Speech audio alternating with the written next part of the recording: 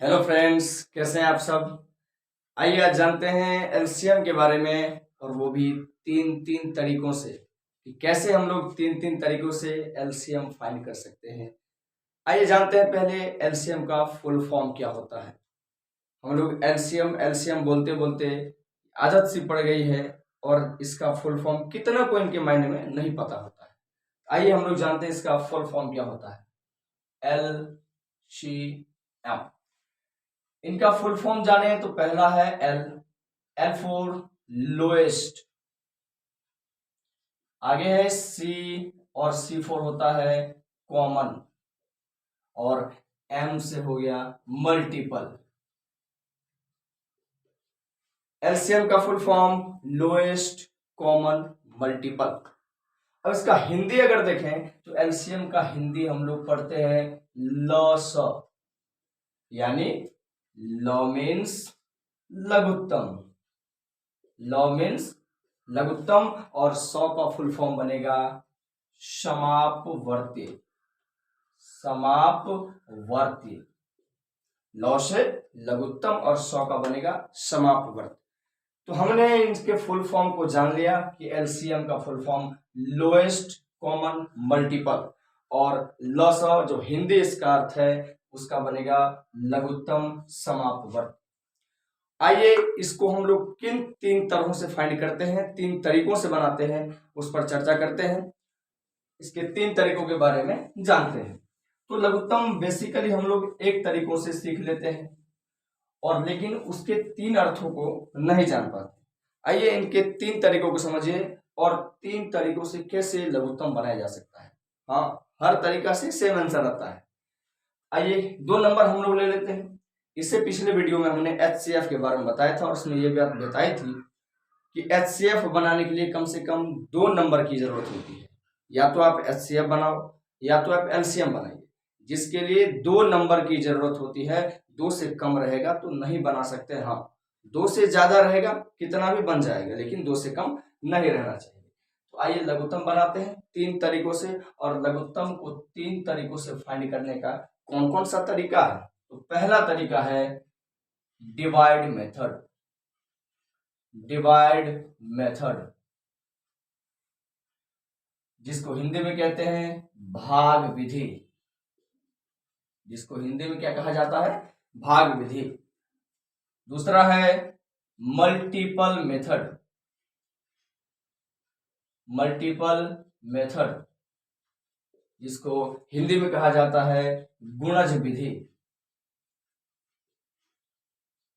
और तीसरा है प्राइम फैक्टराइजेशन मेथड, जिसको हिंदी में कहा जाता है अभाज्य गुणनखंड विधि, जिसको हिंदी में कहा जाता है अभाज्य गुणनखंड विधि। अब यहाँ तीनों तरीका से हम लोग एलसीएम निकालेंगे, और तीनों तरीका से सेम आंसर आपका आएगा। अब हम 2 नंबर मान लेते हैं, कोई भी 2 नंबर। हम यहाँ ले लेते हैं 16 और 24, ये 2 नंबर है।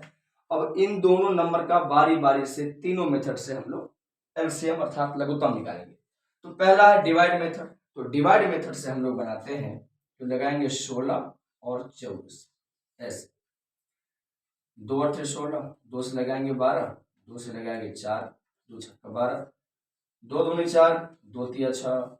और अब नहीं लगेगा, क्योंकि हमारे हिसाब से और बाकी टीचर्स लोग इसको, ये जरूरी नहीं कि 2 रहेगा तभी लग पाएगा, और मेथड से बताते हैं, लेकिन कम से कम 2 रहना चाहिए। 2 लगेगा तभी जाकर लगाएंगे, यहाँ छोड़ देंगे। अब इसको मल्टीप्लाई कर देते हैं, 2 इंटू 2 इंटू 2 इंटू 2 इंटू 3। अब यहाँ गुणा करो, 2 दूनी 4, 2 दूनी 8, 2 दूनी 16 तिया 48। ये पहला मेथड डिवाइड मेथड था, जिसके अकॉर्डिंग हमें आंसर आया 48, 48। अब दूसरा मेथड हम लोग जानते हैं मल्टीपल मेथड क्या होता है। ये मल्टीपल मेथड क्या होता है, तो आइए मल्टीपल मेथड जानते हैं। जैसे पहला 16 और दूसरा है 24, मल्टीपल मेथड। अब 16 का गुणज निकालेंगे। गुणज आपको पहाड़ा आता होगा, 2 का 2, 2 दूनी 4, 2 तिया 6, ये 2 का गुणज चल रहा है। 3 घन 3, 3 दूनी 6, 3 तिया 9, 3 चौका 12, ये 3 का गुणज चल रहा है। अब 6 का 6 कन 6, 6 दूनी 12, 6 त्रिक 18, 6 चौका 24, ये 6 का गुणज चल रहा है। वैसे ही 16 का गुणज लिखेंगे, 16 कन 16, 16 दूनी 32, 16 तिया 48, 16 चौका 64, 16 पंच 86। अब यही रखते हैं और देखते हैं आगे क्या होता है। अब 24 का भी चलाएंगे, 24 कन 24, 24 दूनी 48, 24 तिया 72, 24 चौका 96, 24 पंच 120।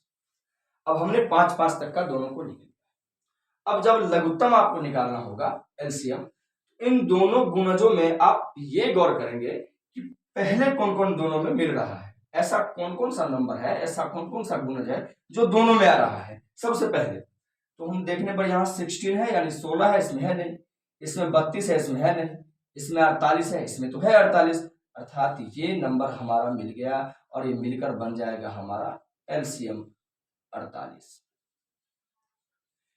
इसी को कहते हैं मल्टीपल मेथड, गुणज विधि।